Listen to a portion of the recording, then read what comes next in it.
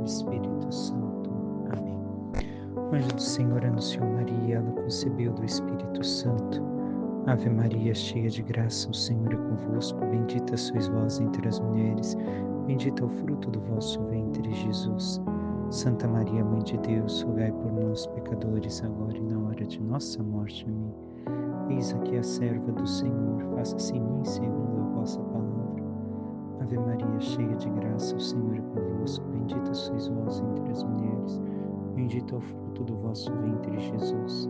Santa Maria, Mãe de Deus, rogai por nós, pecadores, agora e na hora de nossa morte. Amém. E o Verbo divino se fez carne e habitou entre nós. Ave Maria, cheia de graça, o Senhor é convosco, bendita sois vós entre as mulheres, bendito é o fruto do vosso ventre, Jesus. Santa Maria, Mãe de Deus, rogai por nós, pecadores, agora e na hora de nossa morte. Amém. Rogai por nós, Santa Mãe de Deus, para que sejamos dignos das promessas de Cristo. Oremos, infundi, Senhor, em nossas almas a vossa graça, como vos pedimos, para que nós, que pela anunciação do anjo viemos a saber o mistério de vossa encarnação, paixão, morte e de cruz, cheguemos um dia à glória eterna dos céus, pelo mesmo Cristo, Senhor nosso. Amém. Caríssimo irmão e irmã, hoje nos encontramos para meditar a segunda-feira da 17ª semana do tempo comum. Continuamos com o texto de Êxodo, seguindo o caminho do povo de Israel no deserto.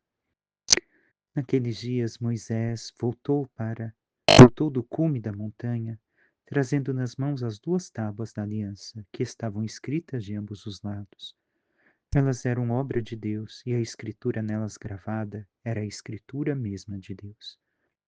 Josué, ouvindo o tumulto do povo que gritava, disse a Moisés: há gritos de guerra no acampamento? Moisés respondeu: não são gritos de vitória, nem gritos de derrota. O que ouço são vozes de gente que canta. Quando chegou perto do acampamento e viu o bezerro e as danças, Moisés encheu-se de ira e arremessou por terra as tábuas, quebrando-as no sopé da montanha.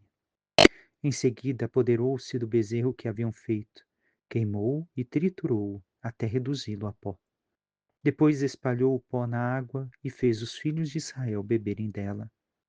Moisés disse a Arão: que te fez este povo para atraíres sobre ele tão grande pecado? Arão respondeu: não se indigne o meu senhor. Tu bem sabes que este povo é inclinado ao mal. Eles me disseram: faze-nos deuses que caminhem à nossa frente, pois quanto àquele Moisés que nos tirou da terra do Egito, não sabemos o que lhe aconteceu. Eu então lhes disse: quem de vós tem ouro?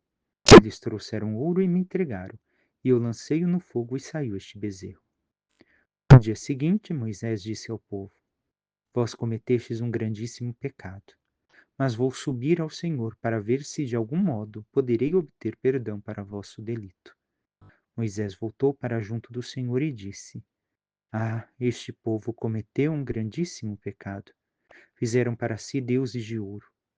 Peço-te que lhes perdoes esta culpa, senão risca-me do livro que escreveste. O Senhor respondeu a Moisés: é aquele que pecou contra mim que eu riscarei do meu livro. E agora vai e conduz este povo para onde eu te disse. O meu anjo irá à tua frente, mas quando chegar o dia do castigo, eu os punirei por este seu pecado. Caríssimo irmão e irmã, vemos o povo de Israel que saiu do Egito, que viu as 10 pragas, que conheceu o poder do Senhor na coluna de fogo, na nuvem, coluna de nuvem, e também tantos prodígios que já realizara no caminho deserto adentro. E Moisés subiu, viram o grande portento do Senhor aos pés da montanha, como ainda escutávamos semana passada. O grande fogo que queimava a montanha e Moisés que subiu em direção ao Senhor para falar com o Senhor e trazer aquilo que o Senhor queria dizer ao seu povo.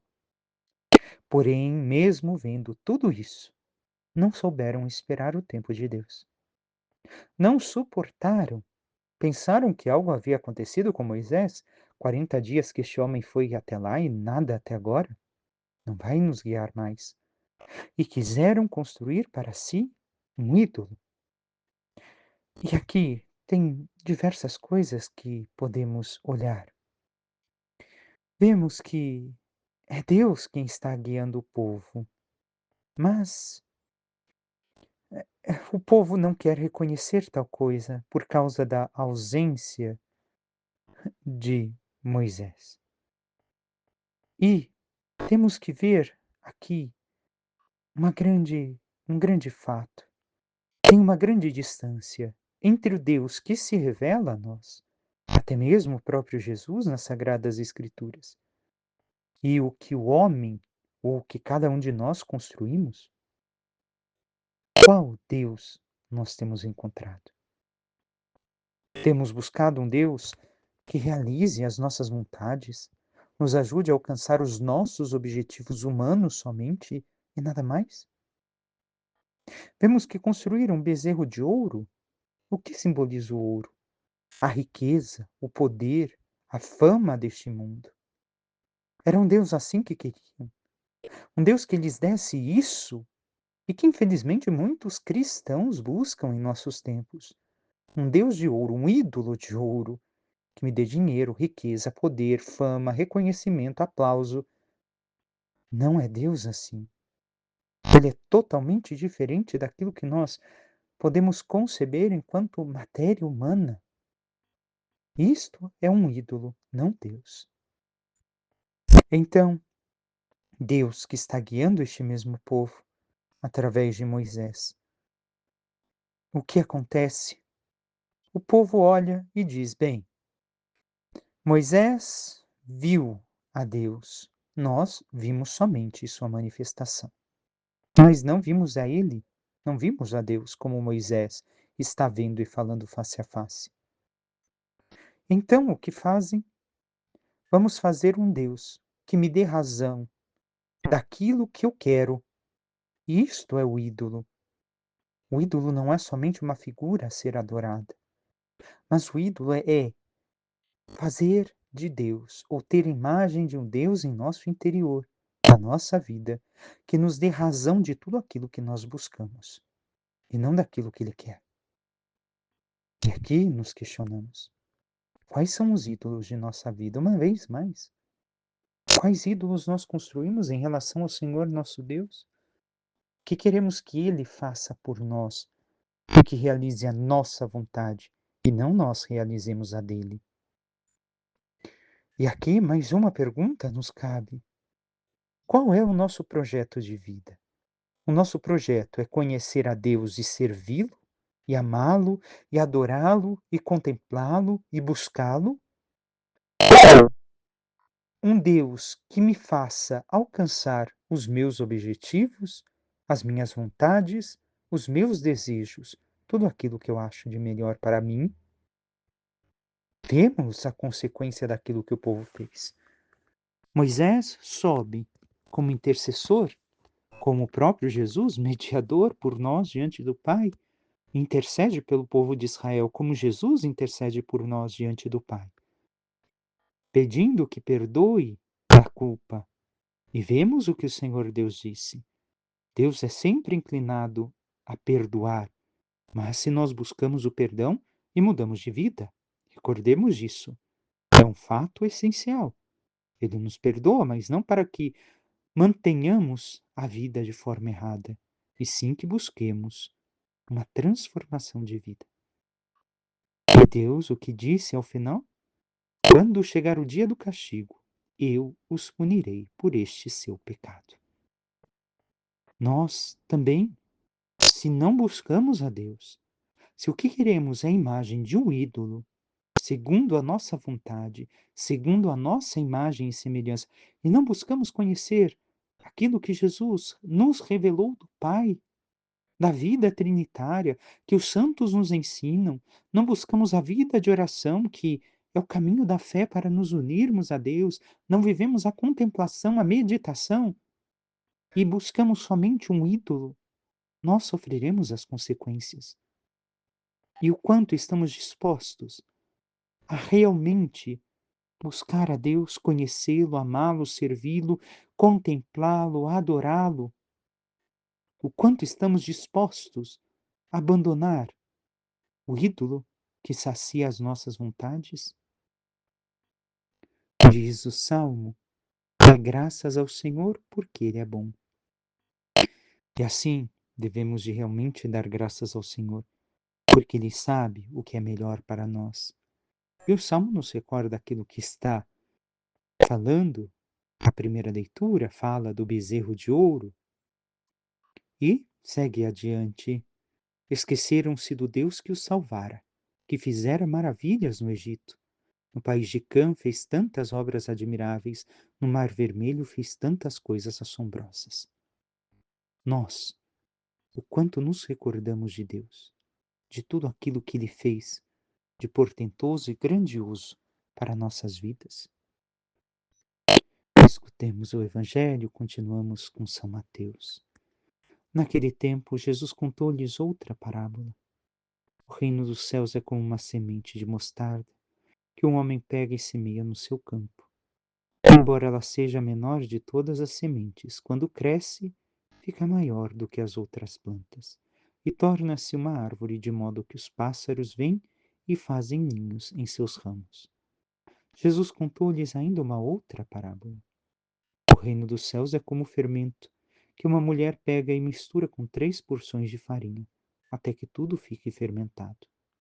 Tudo isso Jesus falava em parábolas às multidões. Nada lhes falava sem usar parábolas, para se cumprir o que foi dito pelo profeta. Abrirei a boca para falar em parábolas. Vou proclamar coisas escondidas desde a criação do mundo. Palavra da salvação, glória a vós, Senhor. A primeira parábola nos fala da semente do grão de mostarda. Recordemos, ela mede cerca de 2 milímetros. Ela chega a 2 a 3 metros de altura, aquela mostarda que Jesus está falando. Então se torna uma árvore e se aproveita dela tudo, desde a raiz, as flores, os frutos, tudo, tudo, tudo, tudo. E então o Senhor fala desta semente. E qual é a questão? Somente dela ser pequena? Não. A semente na terra parece morta, mas aos poucos ela dá a vida, ela cresce. E assim nós devemos de compreender que também o reino dos céus em nós, em nossas vidas, é uma semente minúscula que nós, tantas vezes, deixamos passar desapercebida. Porém, ela vai crescendo em nós, através do crescimento da nossa compreensão e entendimento das coisas da fé. Voltamos então, de fato, àquele questionamento que fizemos ao final da primeira leitura. Se o nosso projeto é conhecer a Deus, quanto mais conhecemos, mais esta semente, esta árvore cresce em nós, o reino de Deus cresce até mesmo em nós, não somente para o mundo, mas também para nós mesmos. Hoje compreendemos certas coisas que há 5 anos atrás não concebíamos da fé, não entendíamos. Achávamos coisas descartáveis de se viver, de se fazer, de se rezar. E hoje talvez tenhamos uma compreensão maior e vemos a importância de tantas coisas na nossa vida de fé. E assim é a fé em nós, assim é o reino de Deus. Pouco a pouco vamos crescendo conforme vamos buscando conhecer e servir a Deus e amar a Deus. Vamos abandonando os pecados veniais, não digo os mortais, que os mortais devemos de arrancar pela raiz, mas os veniais pouco a pouco vamos compreendendo. Espera, mas por que eu estou fazendo isso? Até agora não tinha me tocado de quanto eu estou errado, e vamos assim mudando as nossas vidas. E o reino de Deus vai se estendendo em nós, ao ponto de que podemos também dar este fruto e tudo aquilo que colhemos para nós a todos aqueles que estão à nossa volta. Mas o quanto, irmão e irmã, nós buscamos amar e servir a Deus, conhecê-lo e permitimos que este reino cresça em nós? E ainda fala o Senhor na segunda parábola, comparando com o fermento. que é uma presença pequena em 2, 3 porções de farinha. É tão pouco, porém faz crescer. Então, o que acontece? Aquilo tudo é transformado. O trigo é transformado. Não é mais somente um trigo com água ou o que mais tenha junto, e sim se torna um pão. Algo que dá vida. O fermento, por si só, nós não utilizamos ele puro, utilizamos em algo. E este algo nos nutre, nos sustenta, nos dá vida. Assim deve de ser também o, o reino de Deus em nós. Ser isso que nos faz crescer, como o pão cresce no forno. Ser isso que nos nutre, nos alimenta e nos conduz sempre a sermos cada vez maiores para o reino de Deus e não para nós mesmos. E o quanto nós temos permitido que realmente exerça esse poder em nós, o reino de Deus, a palavra, o próprio Cristo. Recordemos, o Evangelho é uma força salvadora e é o próprio Cristo esta força que nos salva, esta força que deve de nos transformar. Mas o quanto permitimos que isso tudo seja abundante em nós, seja realidade em nossas vidas?